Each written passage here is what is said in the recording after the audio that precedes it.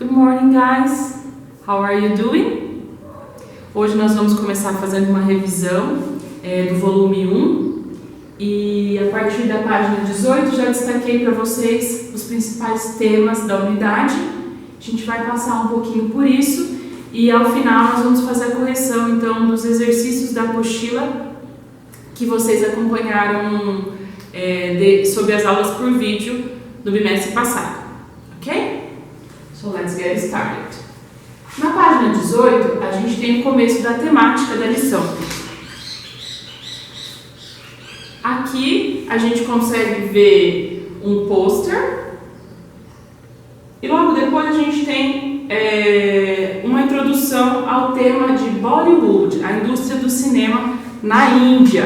Alguns termos importantes para a gente resgatar são Indian movies, Bollywood, musicals, que é o gênero principal que os filmes assumem nessa indústria, e o English, como um idioma que mistura o inglês e o hindi, certo? Idioma predominante nos filmes. Aqui a gente tem a temática de gramática principal da lição, que é o Present Perfect, que a gente já vinha estudando nas aulas anteriores presenciais e que agora é complementada por novas informações. Então, relembrando um pouquinho do que se trata o Present Perfect, é um tempo verbal usado para falar do passado, ao contrário do que o nome indica, e ele tem aquela formação de auxiliar have ou has, dependendo do sujeito, mais o verbo no particípio passado, que vem a ser os verbos da terceira coluna, disponíveis naquele link que eu enviei a lista de exercícios para vocês. Então, basicamente, o Present Perfect se refere a um acontecido em um ponto indefinido no passado. Por isso se diferencia do passado simples, certo? Nós temos aqui a questão da indefinição do tempo, que caracteriza principalmente a função desse tense. Uma nova função, ou mais uma função que esse tense tem, é para se referir a algo que se fez muitas vezes e se continua fazendo. Bom, nessa situação, nós vamos usar dois principais termos para compor as nossas sentenças, o since e o for. Tá? Na página 23 do volume 1, vocês vão encontrar esse conteúdo. Since indica quando algo começou, funciona mais ou menos como funciona o desde em português. Já o for indica a duração dessa ação. Funciona mais ou menos como o por em português. Esses dois termos na sentença vão ocupar então o lugar anterior à marca de tempo, certo? No caso dos outros três elementos que a apostila vai apresentar na página 27, as funções são outras. Nós continuamos falando de um passado, continuamos sobre a mesma estrutura do Present Perfect, mas aqui queremos produzir novos significados. Em just, nós vamos usar para falar sobre algo que aconteceu há pouco tempo.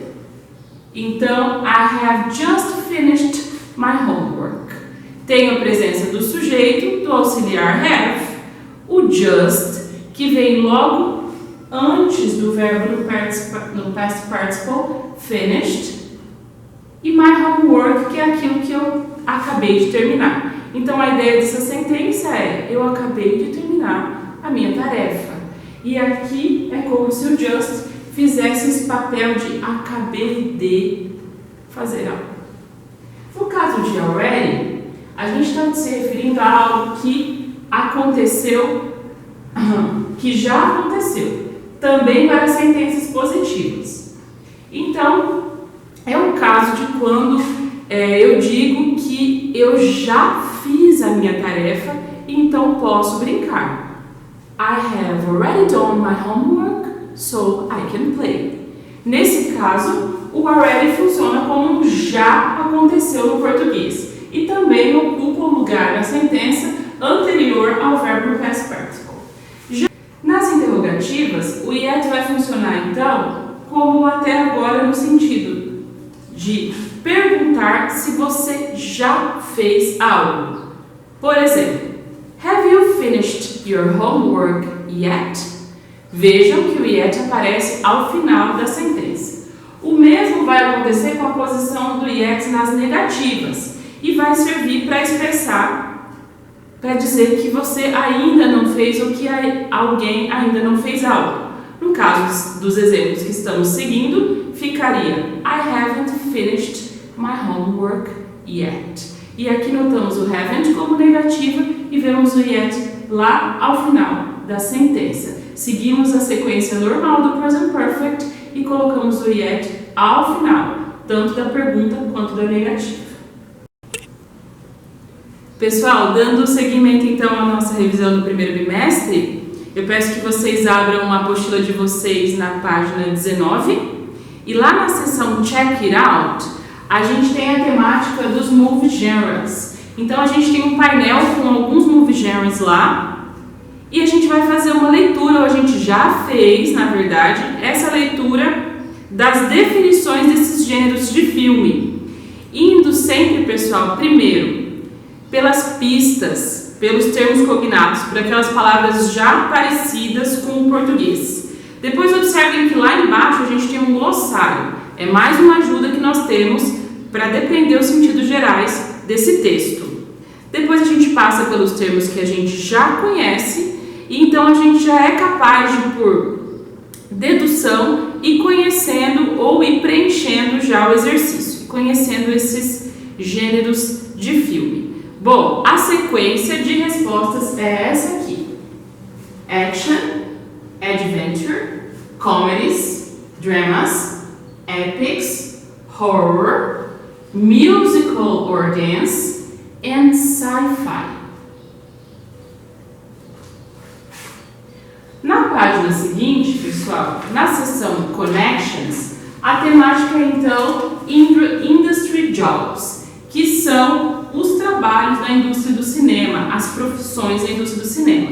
Temos novamente um painel com palavras e a sequência de respostas nós podemos deduzir pelas imagens que nós temos para nos auxiliar. Então, no caso dos textos imagéticos, vamos sempre observar bem os detalhes dessa imagem, perceber se ele tem alguma semelhança com as profissões que nós já conhecemos e quais seriam os termos mais aproximados. Começamos pelos termos mais óbvios e depois trabalhamos com o restante.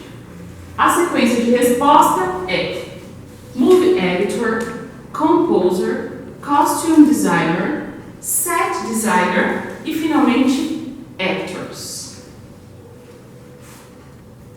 Indo para a seção Reading Time, na página 21, nós temos lá uma tabela sobre as diferenças entre as duas maiores indústrias de cinema do mundo, Hollywood e Bollywood.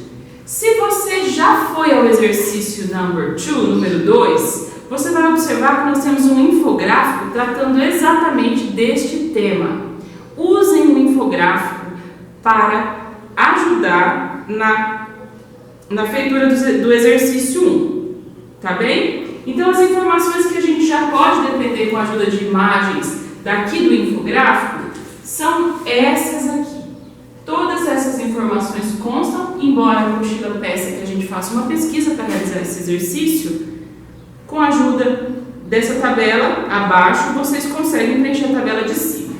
A sequência das respostas é The USA, Los Angeles, para a outra coluna, India, Mumbai, Hollywood, 1878 ou 1878, em Bollywood, 1912 ou 1912, e o preço médio dos ingressos, $8,97 em Hollywood e 98 centavos de dólares em Bollywood. Pessoal, lá na página 18, a gente tem o QR Code, na verdade é o RA positivo, que vocês podem acessar pelo aplicativo no celular de vocês e através dele vocês vão ter acesso às faixas de áudio para fazer as atividades da página 22, os exercícios 2 e 3. Então vocês vão ouvir o áudio e no exercício 2 vocês vão responder a seguinte pergunta: o que os americanos pensam sobre os filmes de Bollywood? Eles gostam desse tipo de filme? E aí, vocês ouvem novamente para conferir se deu tudo certo, porque as respostas vão variar, tá bom? No exercício 3, vocês vão ouvir novamente para completar as sentenças que seguem. E aí temos de A a E para vocês grifarem aquilo que vocês ouviram no áudio, tá bem? Ouçam quantas vezes for necessário para se certificar de que responderam corretamente. Passando para a página 23, entramos finalmente nos exercícios de gramática, Present Perfect, Since and For. Então, pessoal, com esse áudio, vocês também vão conseguir fazer o exercício 1 da página 23, que usa um excerto dele para que a gente entenda os usos e as funções do Present Perfect, Since and For. E vejam que lá na letra A, nós temos 4 termos, na verdade, para escolhermos 2 quais são os corretos, pelo uso. E vejam, os termos a serem grifados são past e depois contínuo. Já na letra B, o termo a ser grifado é since. Abaixo nós temos o exercício 2, que diz para a gente combinar as colunas para formar frases. E a sequência de combinação é essa aqui, A, C, D e B. Na seção Your Turn, é a sua vez de completar com since and for. E veja como fica. Since, for e since por último. Já na página 25, um pouco mais adiante, nós vamos tratar um pouco das diferenças entre o passado simples e o presente perfeito, uma vez que os dois falam sobre o passado. No exercício 1, nós temos linhas do tempo para pensarmos o que tipo de ação cada um desses tempos verbais tratam especificamente. Então, no primeiro gráfico, nós vamos tomar pelos termos joked e knew, que se trata do passado simples. Já no segundo gráfico, o presente perfeito é formado pela estrutura have we seen. São esses os termos que grifamos em cada um dos gráficos. No exercício 2, o livro pede que nós completemos as sentenças com as palavras simple past ou present perfect. No caso, trata-se finalmente da definição dos usos dos 2 tempos verbais. A letra A é o simple past e a letra B é o present perfect. Já na seção Your Turn, um pouco mais abaixo, temos que completar com SP para simple past e PP para present perfect, dependendo do tipo de tempo que foi usado em cada sentença. E a sequência é a seguinte: PP, SP, SP e PP. Já no exercício 2, ele pede que nós corrijamos a opção correta para completar, porque nós elejamos a opção correta para completar sentenças. E as palavras grifadas de A a D são has been, em A, B, begun, C, have gone e D, haven't replaced.